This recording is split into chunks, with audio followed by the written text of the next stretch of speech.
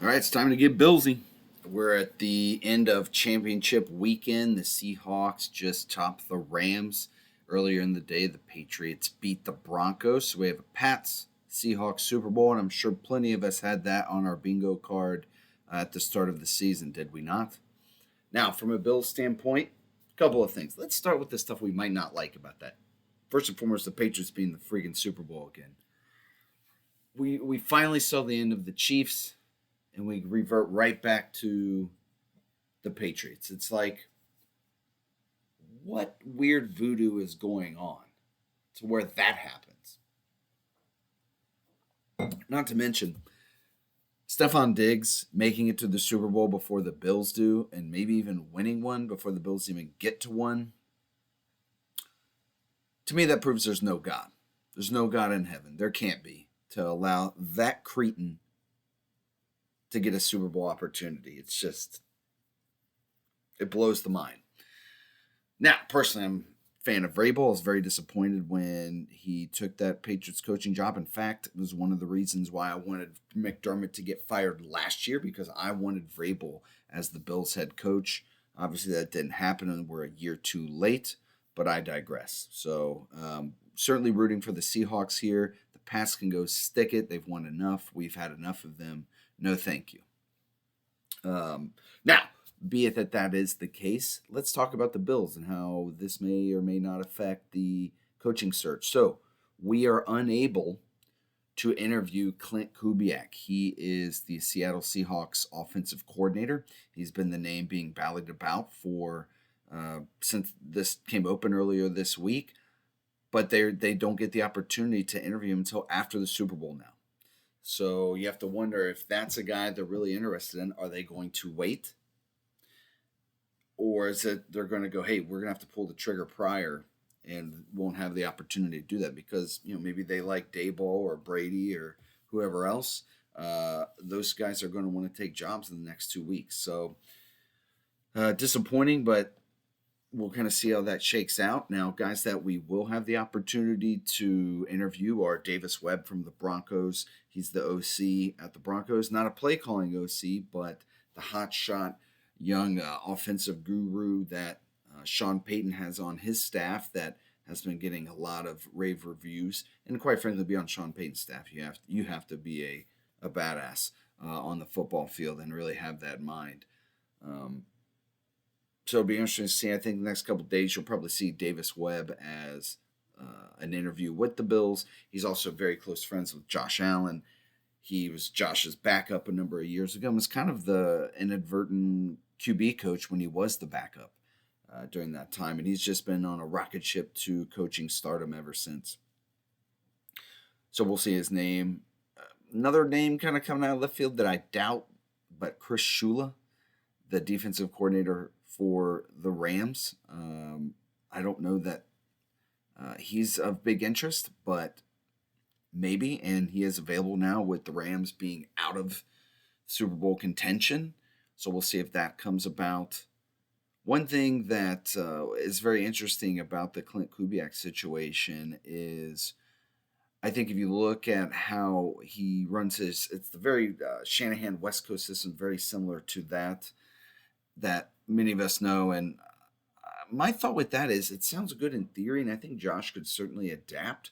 But I don't know that that's an ideal system for him. I do think it's ideal for maybe somebody like James Cook, just given they do a wide zone running scheme where the linemen, they move horizontally to open up gaps. And James Cook's a very patient runner waiting for those holes to open up and to penetrate through. So I think it's great for him. For Josh, again, he could adapt anything. He's a freak of nature. But from an ideal standpoint, I don't know that system is necessarily number one for Josh. So I'll be curious to see if the Bills take their time or if they move on from him and pick somebody in the next 2 weeks. Now, with that in mind, Davis Webb comes from the Sean Payton tree, if you will, and that's a modern version of the West Coast offense, though. The way they tend to run it, meaning Peyton and Davis Webb, it's more vertical than the typical West Coast offense, which I think would help Josh. So, and it gets the QB moving a little bit at times. So I think we'll see. We'll see how it goes. But you're certainly going to see him being interviewed this week. And you have to wonder, is it good to have one of Josh's best friends as a coach? I don't know. That remains to be seen. And the fact that Davis Webb hasn't called plays before, he called some a little in the preseason, but not during the regular season. I think to go from being an OC without play calling to being a head coach slash CEO of a whole team, and then you would think doing some play calling, that's a lot on a young man's plate. So we'll see how that goes. One of the things that I took some heat on a little bit over the weekend was my thoughts of having somebody, a defensive coordinator like Jim Schwartz, be the head coach to balance out what we get from Josh. So we have a defense that finishes games out, that Josh gets us leads in, which we didn't have with McDermott. I was really surprised at the kind of flack I got a little bit online with some of the Bills message boards and things of that nature. People talking about how Jim Schwartz shouldn't get the opportunity to coach because he struggled in Detroit, and that he's a great defensive coordinator but a horrible head coach. How do we know that? He hasn't been a head coach in 13 years, and it was with a horrible franchise like the Lions. Okay? I don't understand. I mean, yeah, I guess Marv Levy went to all those Super Bowls with the Chiefs, right? Before he came to Buffalo. Oh, no, he didn't. Or how about Bill Belichick? You know, he was a stud at the Browns, won a ton of Super Bowls there before the Patriots, didn't he? Oh, he didn't. Oh, okay. And Mike Shanahan with the Raiders was all world too, right? Nope, sure wasn't, but went on to win 2 Super Bowls with the Broncos. Pete Carroll struggled at the Jets and the Pats, goes on to have a hell of a run with the Seahawks for 10 to 12 years and got a Super Bowl out of it. So it just astonishes me how surface-oriented people are about this coaching search. Just dumping on the thought of interviewing a guy like Rivers, or in this case, Jim Schwartz, it makes no sense. You should leave no stone unturned. And not to mention these whiz kids that everybody's all of a sudden so gung-ho about, like Grant Udinsky and Shieldhouse and even Davis Webb. A week ago, half of these guys had no idea who any of them were. They did a quick little Google search, read a paragraph, and now, oh, I have the answer. This is the guy we absolutely have to have. That's absolutely absurd. Jim Schwartz may or may not be a great candidate. I'm just surprised that he's not being considered, and the reasons I state in my previous video, which you should go and watch, I explain why it's at least a worthy idea to look into it. So I was a little perturbed, though I shouldn't be, to think that people would be so critical of a hire like that, or even just an interview. Forget the hiring process. And lastly, I had come to find out that that petition to bring Sean McDermott back to the Bills is pushing 80,000 signatures. What the hell are we doing here? Look, McD did phenomenal things for our organization, no doubt about it.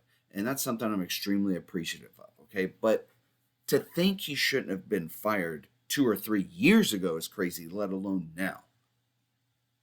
Okay, so forget him. My biggest issue is with these crybabies whining like McD is martyred or something, like he was wronged in some way. He wasn't. The man had time and time and time again to lead this team to a Super Bowl, and we have 0, okay? And oftentimes that was due to his inept coaching. He coached not to lose, as we've talked about, and when you coach not to lose, that's oftentimes what happens. So, but yet somehow Bills fans are acting like this petition means anything. Like, the Bills management will look like absolute assholes if they took this petition seriously and offered to bring McDermott back. And then on the flip side, you think McDermott's going to come crawling back? Sure, you fired me in front of the whole world. Yeah, I'll come back. Absolutely not. So stop with the nonsense. Overall, this is just cringe-worthy. It's crybaby behavior. And it just leans into this inferiority complex that so many Bills fans have about their team, their city, and maybe even themselves. McDermott's gone. He's not coming back. He wasn't wronged. He had 2 or 3 years more than he should have, quite frankly, because if the goal is to win a Super Bowl, we figured it out 2 or 3 years ago. He wasn't going to be the guy. So now we move onward and upward. Whether it's Philip Rivers, Davis Webb, Daboll, Joe Brady, Jim Schwartz, Onward and upward, Bills fans. Go Bills.